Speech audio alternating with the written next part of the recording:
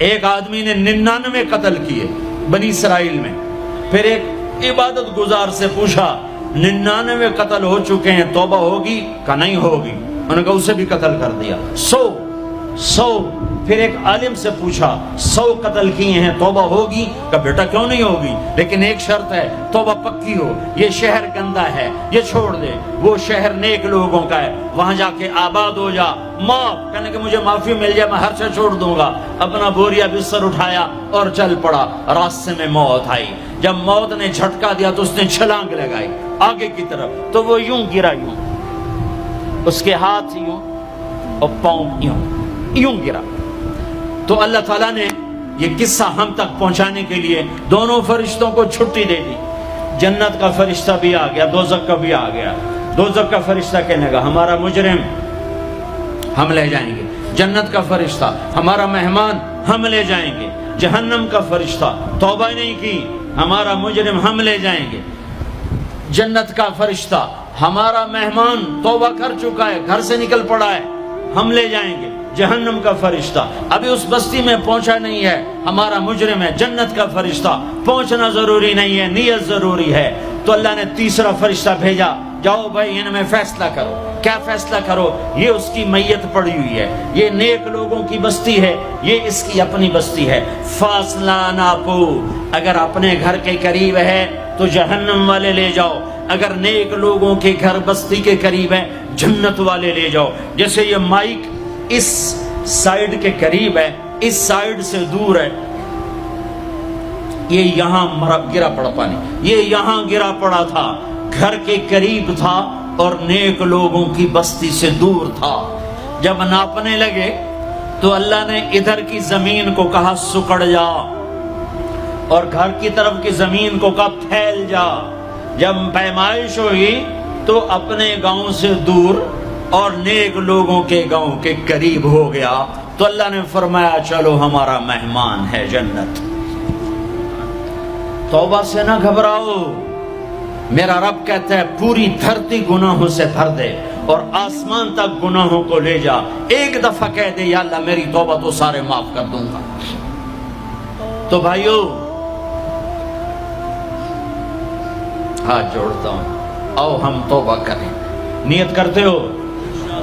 حکومتوں سے آس بھی ہٹا دو، گلا حکومتوں کا گلا بھی نہ کرو. اس سے کیا فائدہ ہوگا؟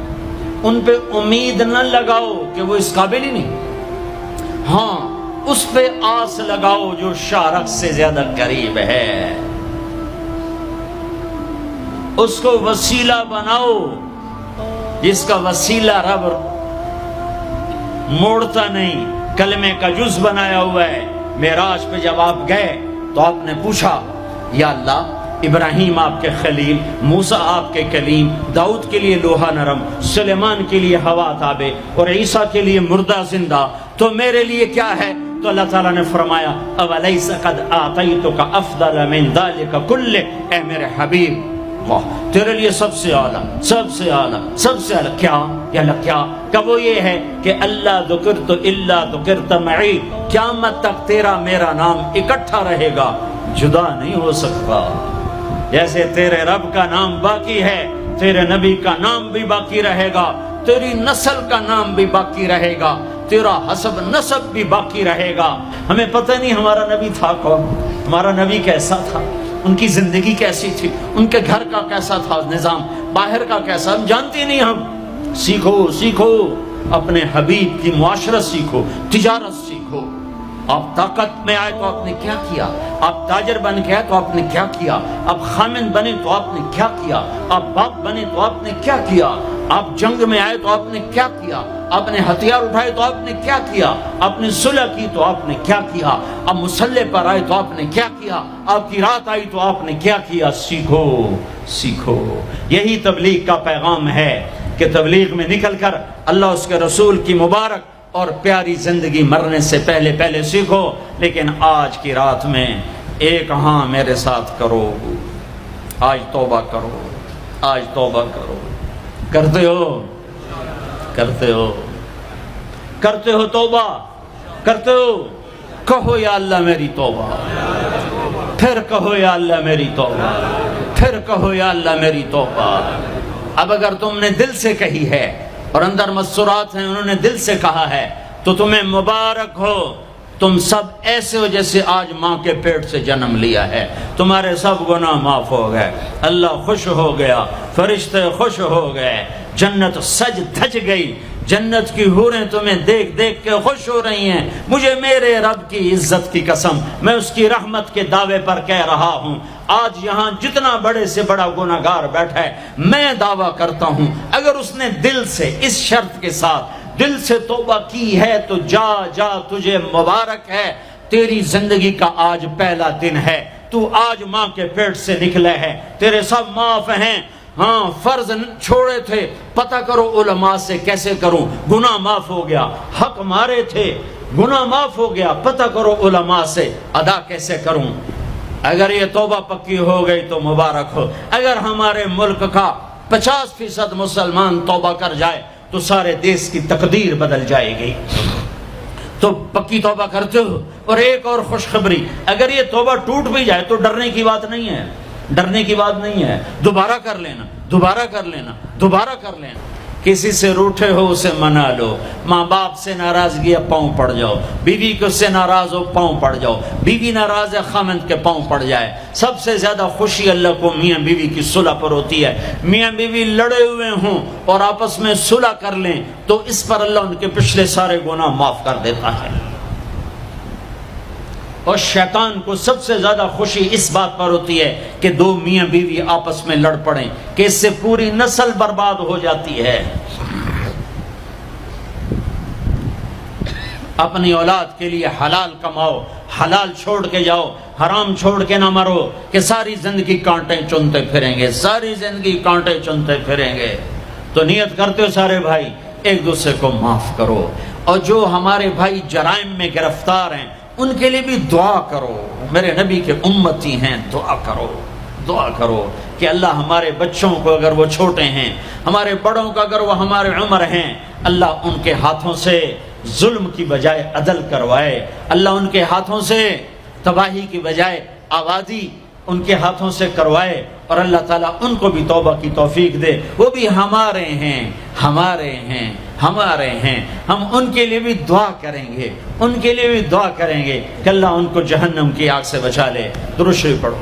اللہم لک الحمد کما انت اہلہ فصل علی محمد کما انت اہلہ وفعل بنا ما انت اہلہ انک اہل التقوی و اہل المغفرہ، انک اہل التقوی و اہل المغفرہ۔ اے وہ ذات جو احد اور صمد ہے، اے وہ ذات جو لم یلد ولم یولد ہے، اے وہ ذات جو لم یزل لا یزال ہے، اے وہ ذات جو نیند اور اونگ سے پاک ہے، اے وہ رب جو تھکن تھکاوٹ سے پاک ہے، اے وہ رب جس کا کوئی شریک اور ثانی نہیں، اے وہ رب جس کا کوئی کف مثل مثال شبہ شبیہ نہیں، اے وہ رب جو آسمانوں پہ بھی تنہا ہے اور زمینوں پہ بھی اسی کا راج ہے، اے وہ رب جو مشرق اور مغرب اور شمال اور جنوب اور فوق اور تحت کا تنے تنہا مالک ہے، اے وہ رب جو سب کو پیدا کرتا ہے اور پیدا ہونے سے پاک ہے، اے وہ ذات جو سب کو موت دیتا ہے اور خود موت سے پاک ہے، اے وہ مالک ملک، اے وہ مالک ملک جو سب کو کھلاتا ہے اور کھانے سے پاک ہے، اے وہ رب جو سب کو پلاتا ہے اور پینے سے پاک ہے، اے وہ رب جو سب کو سلاتا ہے اور سونے سے پاک ہے، اے وہ رب جو سب کو پہناتا ہے اور پہناوے سے پاک ہے، اے وہ رب جو سب کو جگہ دیتا ہے